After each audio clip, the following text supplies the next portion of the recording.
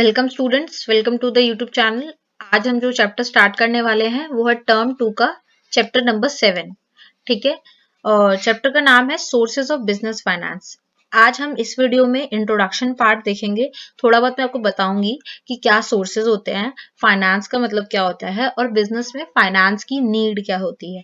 ये सारी चीजें मैं आपको बताऊंगी और नेक्स्ट वीडियो में मैं उसके बाद आपको और डिटेल में ये चैप्टर पढ़ाऊंगी। तो ये पूरा चैप्टर पढ़ने के लिए हमें इंट्रोडक्शन पार्ट को जानना बहुत जरूरी है।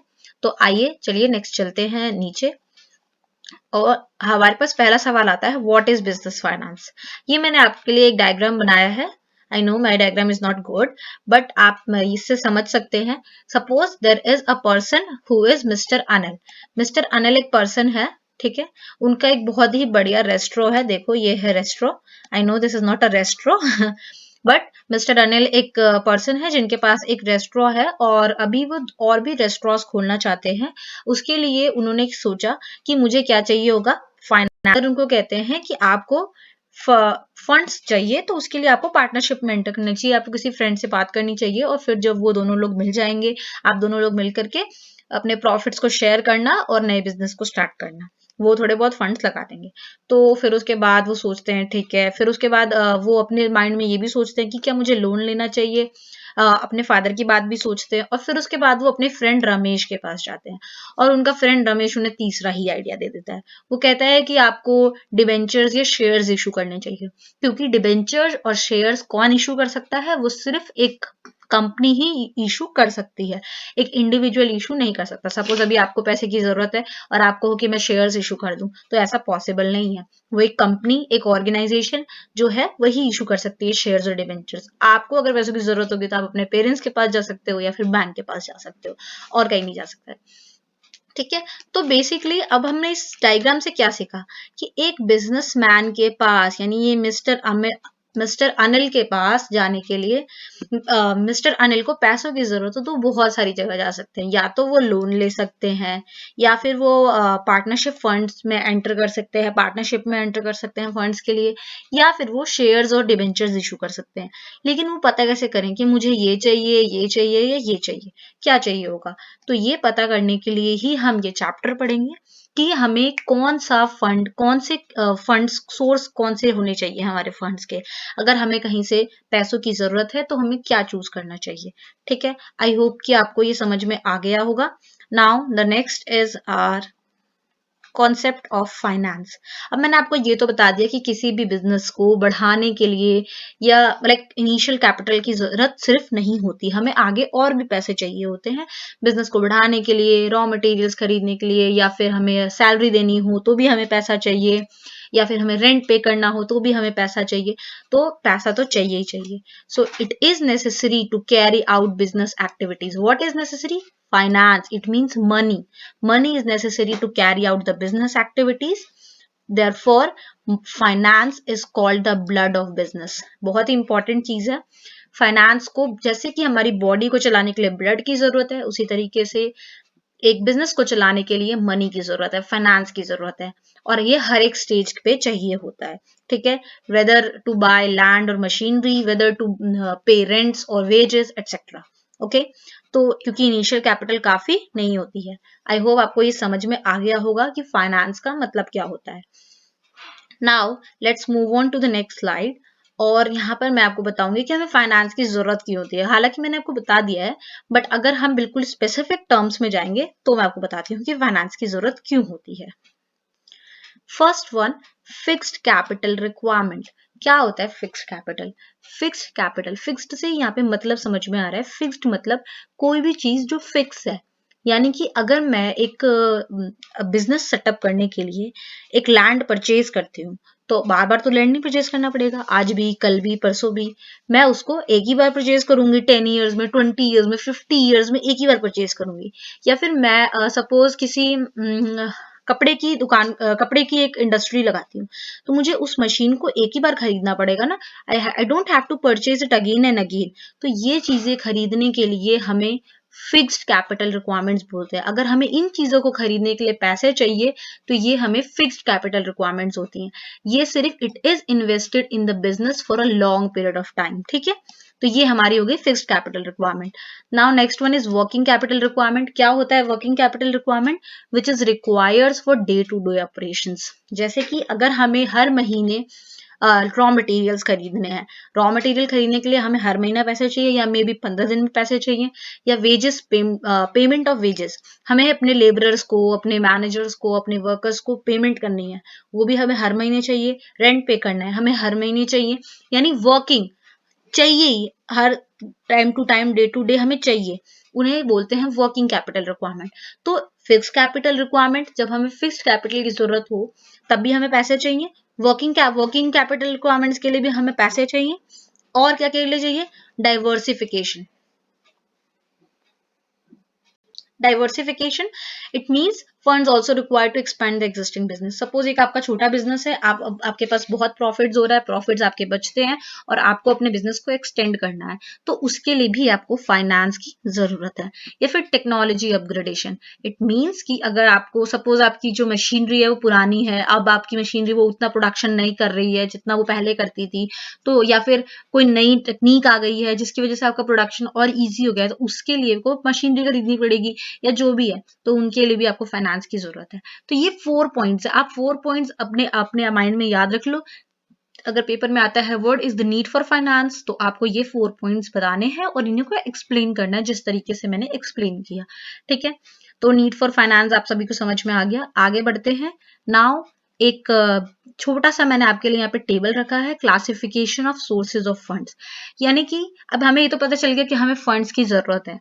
अब हमने एग्जाम्पल याद करो मिस्टर अनिल वाला। अब हमने ये देखा था कि मिस्टर अनिल के पास बहुत सारे ऑप्शंस थे, मैं लोन लूं या शेयर्स या डिबेंचर्स इशू करूं जैसा उनके फ्रेंड रमेश ने बताया, या जैसे उनके फादर ने बोला कि आपको पार्टनरशिप में चले जाना चाहिए, वो करूं। तो ये बहुत सारे ऑप्शंस है उनके पास। तो ऐसे ही बहुत सारे, उतने ही नहीं और भी बहुत ज्यादा ऑप्शंस हैं, उनको हम क्लासीफाई कर रहे हैं यहाँ पे, ठीक है। क्लासिफिकेशन क्या है देखो, मैं आपको एक बार टेबल देख लो, उसके बाद में आपको हर एक पॉइंट के मेरिट्स और डीमेरिट्स आपको मैं बताऊंगी। इस वीडियो में नहीं, नेक्स्ट वीडियो में बताऊंगी, देखते रहो। आपको एक एक पॉइंट समझाऊंगी कि पहले ये पॉइंट क्या होता है, ये क्या होता है, ये क्या होता है, एंड देन आपको हर एक पॉइंट समझाऊंगी, ठीक है। नाउ द नेक्स्ट इज कि हम देखते हैं sources of funds of classification क्या है।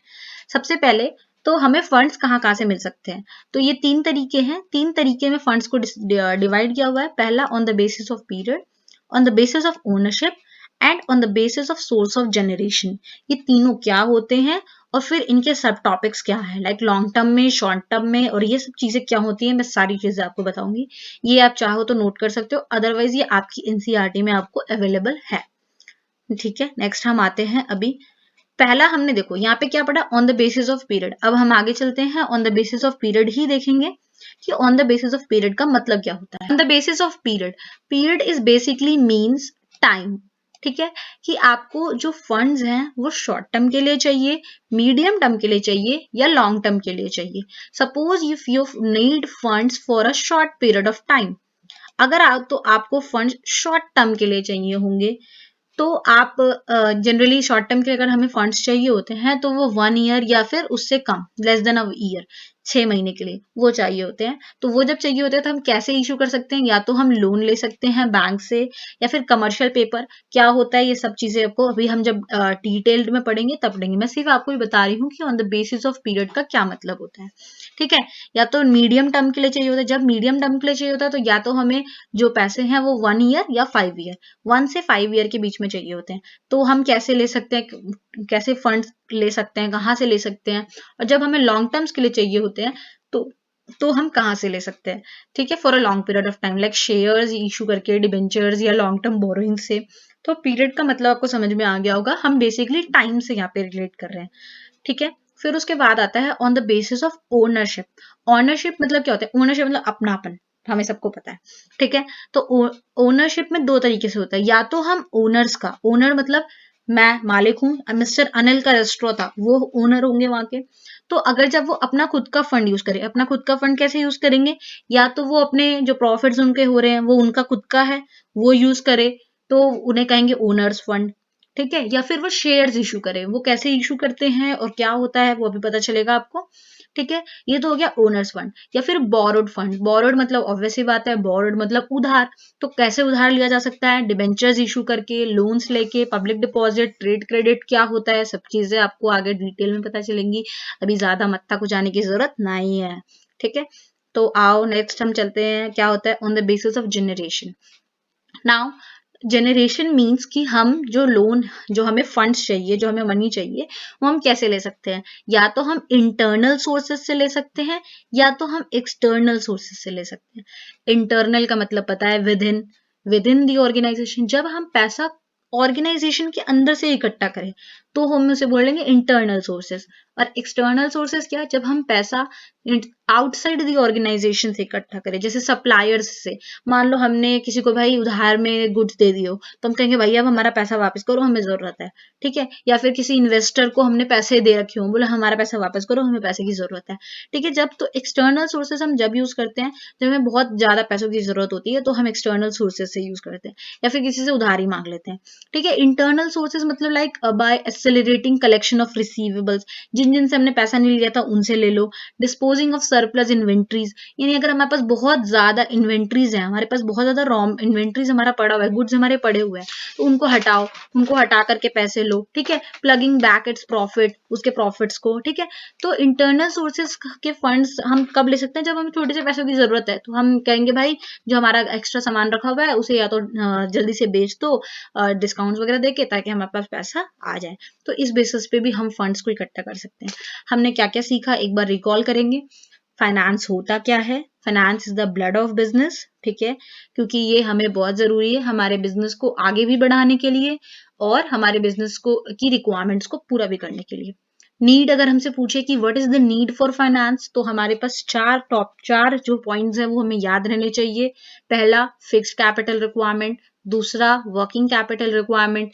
तीसरा, for diversification of our organisation. And fourth is growth and expansion. ठीक है, ये 4 पॉइंट्स आपको याद होने चाहिए नीड ऑफ फाइनेंस का। कभी कभी 3 मार्क्स में हमसे पूछ लिया जाता है। उसके बाद आपके पास आता है सोर्सेज ऑफ फंड्स, यानी कि अगर आप फंड्स लोगे तो उसके सोर्सेज क्या होंगे। तो हमने उसमें 3 टाइप्स के सोर्सेज पढ़े हैं। लाइक फर्स्ट सोर्स हमने पढ़ा जो कि हमारा था on the basis of period, और सेकंड हमारा था on the basis of ownership, and third हमारा था on the basis of source of generation. ठीक है, अब क्या है on the basis of period. अब इसमें भी जो चीजें हैं, ये जो चीजें हैं ये कैसे हैं, क्या क्या है, कौन कौन सी चीजें हैं, हर एक चीज का हम हर एक टॉपिक को उठाएंगे। लाइक इक्विटी शेयर्स, फिर उसे कब इशू करना चाहिए, कौन सी सिचुएशन में इशू करना चाहिए, क्या उसके मेरिट्स है, क्या डीमेरिट्स हैं। ठीक है, और डिवेंचर्स क्या है, कैसे हमें इशू करना चाहिए, ये सारी चीजें हम आगे आने वाले वीडियोस में पढ़ेंगे। हम थोड़ा थोड़ा करके पढ़ेंगे ताकि आप लोग भी कंफ्यूज ना हो और आपको लर्न करने में भी इजी हो।